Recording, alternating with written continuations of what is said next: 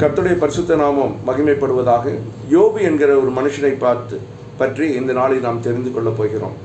யோபு தன்னுடைய வாழ்க்கையில் எல்லாவற்றையும் இழந்த ஒரு மனுஷன், ஆனால் தேவனுக்கு முன்பாய் உண்மையும் உத்தமமாய் இருந்த மனுஷன். அவருடைய வாழ்க்கையில் போராட்டங்கள் வருகிறது.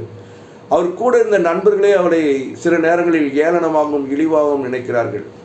அப்படிப்பட்ட ஒரு சூழ்நிலையில் யோபு எப்படி இருந்தார் என்றால், மிகவும் நிதானம் உள்ள மனுஷனாய் இருந்தார். அவருடைய பேச்சில் நிதானம் இருந்தது.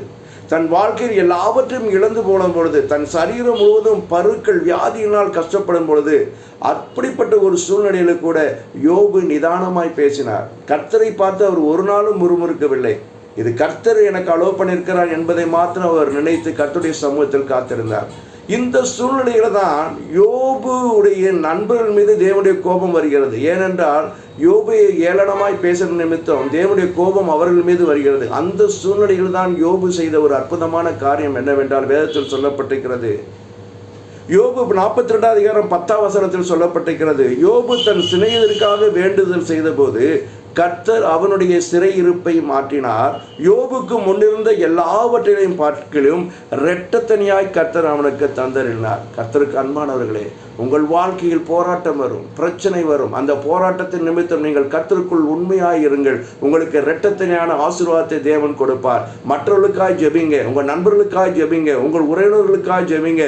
யாரெல்லாம் உங்களுக்கு விரோதமாய் எழும்பியிருக்கிறார்களோ அவர்களுக்காய் நீங்கள் ஜெபம் மாத்திரம் செய்யுங்க. அவர்கள் நன்றாய் இருக்க வேண்டும், அவர்கள் கர்த்தருடைய ஆசீர்வாதத்தோடு இருக்க வேண்டும் என்பதை மாத்திரம் நீங்கள் உணர்ந்து நீங்கள் ஜெபியுங்கள். அப்பொழுது கர்த்தர் உங்களுடைய சிறை இருப்பை மாற்றுவார். உங்கள் போராட்டம் உங்களை விட்டு போகும், உங்களுடைய பிரச்சனைகள் உங்களை விட்டு போகும். கர்த்தருக்கு முன்பாக உண்மையாய் உத்தமமாய் சன்மார்க்கமாய் இருங்க. கர்த்தர் எல்லாவற்றையும் பார்த்து கொள்வார் என்கிற நம்பிக்கை கர்த்தருடைய பிள்ளைகளுக்கு வரும் பொழுது, கர்த்தருடைய வார்த்தை சொல்கிறது, யோபுவை ஆசீர்வதித்து போல இரட்டிப்பான ஆசீர்வாதம் உங்களையும் உங்கள் குடும்பத்தையும் தேடி வரும். கர்த்தர் தாமே உங்களை ஆசீர்வதிப்பாராக. ஆமென். Praise the Lord.